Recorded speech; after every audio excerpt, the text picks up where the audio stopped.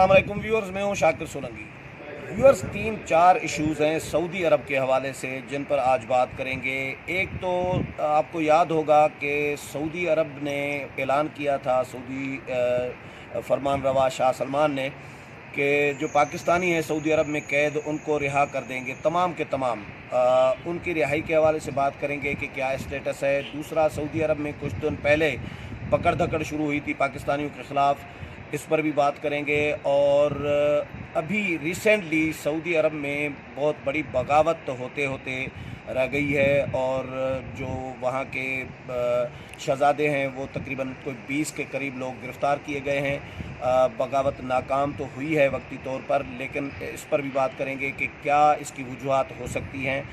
गुज़श्ता रोज़ कौमी असम्बली के इजलास में नून लीग के एक रुकन ने एक सवाल उठाने की कोशिश की थी इस हवाले से कि क्या सऊदी अरब में जो सऊदी शहज़ादे हैं या फरमान रवा हैं या सऊदी शाही ख़ानदान के जो महलात हैं उनकी सिक्योरिटी के लिए पाक फ़ौज को तैनात किया गया है या नहीं, इसकी वजाहत की जाए, क्योंकि मीडिया में ये चीज़ें आई हैं। तो स्पीकर ने उनको बात करने नहीं दी और उनको कहा कि ये सवाल नहीं बनता, इसीलिए उनका हुकूमत की तरफ से कोई जवाब नहीं आया। इस तमाम सूरत हाल पर बात करेंगे। रज़ाक खत्री साहब हमारे साथ मौजूद हैं। खत्री साहब आजकल अपना चैनल भी चला रहे हैं जहाँ तक के नाम से।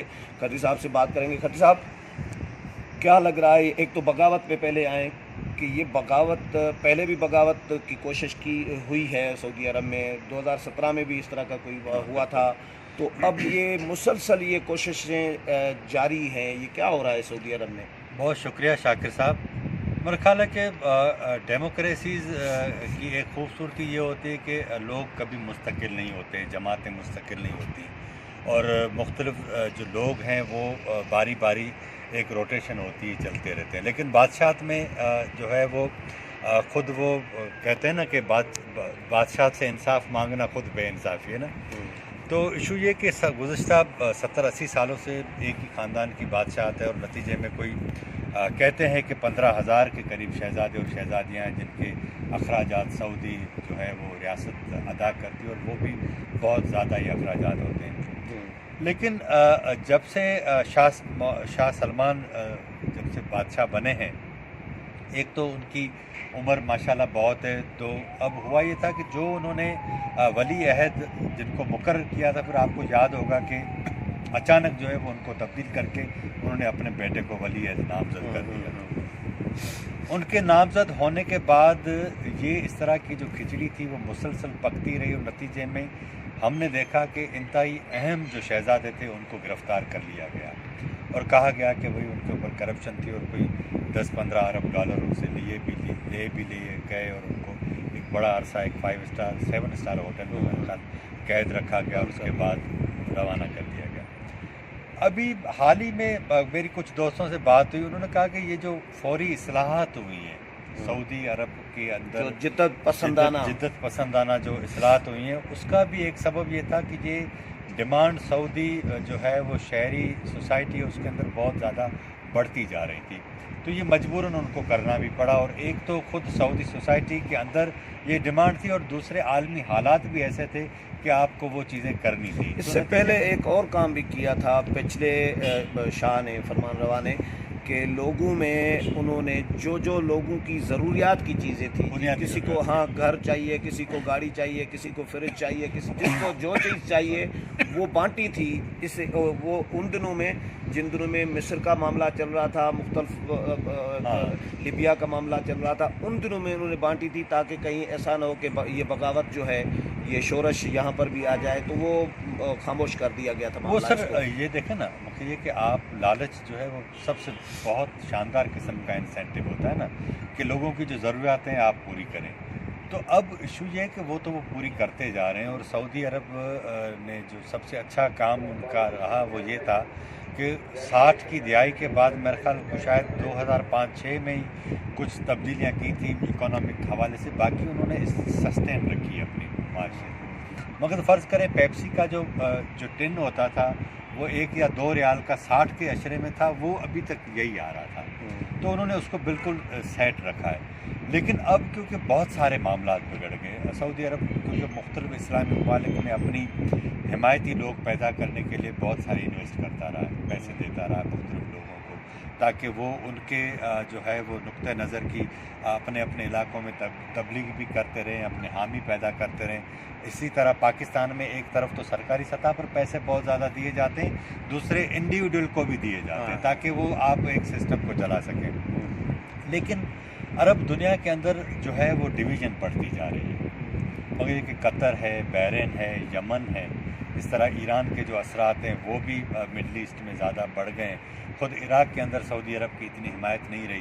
تو یہ جتنے مختلف جو ہے وہ ممالک سے جو صورتحال بنتی جا رہی ہے وہ ان کو سوٹ نہیں کر پا رہی۔ دوسرا میں آپ کو یہ بتاؤں کہ امریکہ میں جس طرح چائنا طاقت پکڑتا جا رہا ہے، امریکہ میں ٹرمپ کے آنے کے بعد کافی چیزیں کمزور ہوئی ہیں، اس کا نقصان بھی سعودی عرب کو ہوا ہے۔ کہا یہ بھی جاتا ہے کہ اگر ٹرمپ آنے والے انتخابات میں کامیاب نہیں ہوتے تو ان کا الٹیمیٹلی نقصان ٹرمپ کو تو جتنا ہو سو ہو امریکہ میں، لیکن سعودی جو حکمران خاندان ہیں ان کو بہت زیادہ نقصان ہوگا۔ اوکے، اچھا، یہ ہم آتے ہیں پاکستان سعودی تعلقات کے حوالے سے۔ یہ جو شاہ سلمان اعلان کر کے گئے تھے اسلام آباد میں کہ میں جاتے ہی جو پاکستانی جتنے بھی قید ہیں تمام کے تمام، وہ تقریباً ان دنوں میں نے پروگرام بھی کیا تھا، اپنے یوٹیوب پر بھی کیا تھا، تو کوئی 2000 سے تو زیادہ تھے، 2800 یا 2200 بہرحال جتنے تھے۔ ابھی گزشتہ روز شاہ محمود قریشی نے، وزیر خارجہ نے، قومی اسمبلی میں جو لسٹ پیش کی ہے قیدیوں کی، پوری دنیا کے مختلف ممالک میں جو قیدی ہیں پاکستانی، ان میں 1800 سے زائد ابھی اس وقت بھی قیدی سعودی عرب میں پاکستانی موجود ہیں۔ تو رہائی تو نہیں ہوئی ابھی تک، کوئی تمام کے تمام تو رہا نہیں کی، یہ کیوں نہیں رہا؟ سر ایسا ہوا تھا کہ جب وہ محمد بن سلمان یہاں آئے تھے تو ان کے مرخل تھوڑے ہی دنوں کے بعد 400 تو پاکستانی انہوں نے رہا کچھ کیے تھے، لیکن سارے نہیں کیے تھے۔ اب ہوا یہ ہے کہ پاکستان میں وزیر اعظم عمران خان صاحب جب سے آئے ہیں تو انہوں نے جو ہے وہ ایک تو بنیادی طور پر آپ معاشی طور پر بہت محتاج ہیں، ٹھیک ہے نا، اور دوسرے پھر انہوں نے کیا کیا کہ اپنی مرضی منشا کے مطابق جو جس طرح میں نے آپ کے پروگرام میں پہلے بھی کہا تھا کہ وہ عالم اسلام کے لیڈر بننے کی ان کو بڑی خواہش ہے، کوشش بھی کرتے ہیں عمران خان، تو وہ ایران کی طرف چلے گئے کہ بھائی ہم ان کا پیچ اپ کرواتے ہیں۔ اب وہاں ایشو یہ ہے کہ ایران اور سعودی عرب کا جو تنازع ہے وہ اس طرح بظاہر وہ ایسا نہیں ہے، اس کے پس پردہ بہت سارے معاملات ہیں، مورکات ہیں نا۔ اب یہ انہوں نے کوشش کی، نتیجے میں یہ ہوا کہ اس کے بعد پھر آپ نے دیکھا کہ جب امریکہ گئے وہاں طیب اردگان اور مہاتیر محمد سے ملاقات ہوئی، پھر ٹی وی چینل کھولنے کا، پھر ملائیشیا کانفرنس میں ان کو جانا تھا، پھر سعودی عرب کی سخت ترین ریزسٹنس آئی اور اس کے بعد یہ نہیں ہے۔ تو میرے خیال یہی ایشو تھا، اسی وجہ سے انہوں نے بہت سارے معاملات جو ہے وہ روک لیے شاہ نے۔ ہاں، ایک تو آپ کو یاد ہوگا پاکستان کے ساتھ سعودی عرب کے میڈیا کے حوالے سے کچھ یادداشتوں پر دستخط ہوئے تھے، وہ ادھر رک گئے۔ گوادر میں آئل ریفائنری کا معاملہ تھا، وہ رک گئے، اور جو انویسٹمنٹ تھی وہ رک گئی۔ یہی سبب تھا کہ انہوں نے ہاتھ پیچھے کھینچ لیا۔ پاکستان کو ایشو یہ ہے کہ وہ چاہتے ہیں کہ ہم ترکی کو بھی ساتھ لے کر چلیں، ملائیشیا کو بھی لے کر چلیں، یہ خواہش اچھی ہے، لیکن آپ کے پاس پیسے نہیں، اور جب آپ کے پاس جیب خالی ہوتی ہے نا تو پھر آپ دوسروں کے محتاج بن جاتے ہیں۔ تو اصل ایشو یہ ہے۔ تو عمران خان صاحب کوشش بہت کر رہے ہیں، سعودی عرب اپنی شرائط پر آپ کے ساتھ چلنا چاہتا ہے، آپ کی شرائط پر نہیں چلے گا۔ آپ کی شرائط پر تب چلے گا جب آپ کا قد معاشی طور پر برابر ہو، وہ تو ہے نہیں۔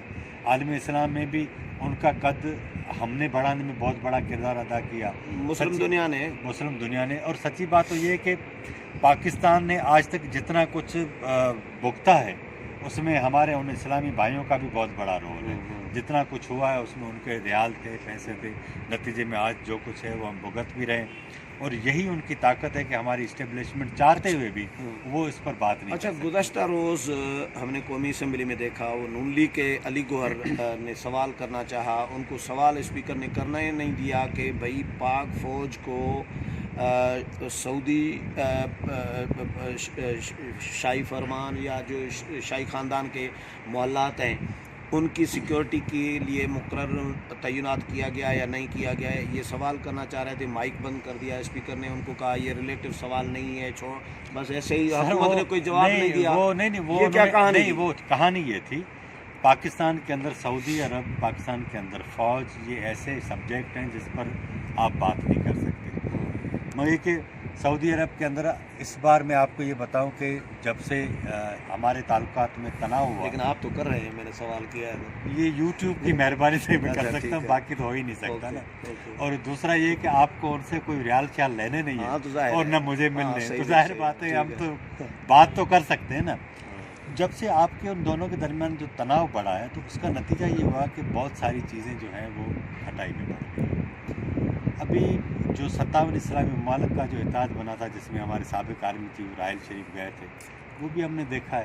تو ابھی اصل میں وہ جو انہوں نے سوال کیا تھا نا علی گور نے، وہ ان کا اشارہ اصل میں ان کی طرف تھا کہ ہماری جو فوج ہے وہ سعودی حکمرانوں کے جو مائلات ہیں ان کے اوپر جو ہے وہ لگا دی گئی ہے. اصل یہ صحیح بات ہے، کیونکہ وہ آپ کے ان کے ساتھ برادرانہ اسلامی تعلقات ہیں، وہ آپ کی مدد کرتے ہیں تو آپ کو ان کی مدد کرنی پڑے گی. تو ظاہر بات ہے کعبے کو جب ہاسٹیج کیا تھا تو بھی آپ نے ان کو یہ چھڑایا یمن تھا. وار کے دنوں میں بھی نون لیگ کے دور میں آپ کو یاد ہوگا کہ فوج سعودی عرب بھیجنے کی باتیں چلی تھی. ہاں، خواجہ آصف وزیر دفاع تھے، انہوں نے وضاحت کی تھی ہاں، کہ ایسا کچھ بھی نہیں ہے، ہم نے نہیں بھیجی. لیکن ہوا، لیکن گئے تھے. ہاں، لیکن بہرحال یہ چلتا رہتا ہے سعودی عرب کے ساتھ. ہاں، وہ اسلامی بھائی ہیں تو آپ کو، چلیں. وہ بھی آپ کی مدد کرتے ہیں تو آپ کو بھی کرنی چاہیے. چلیں، بہت شکریہ کھٹری صاحب.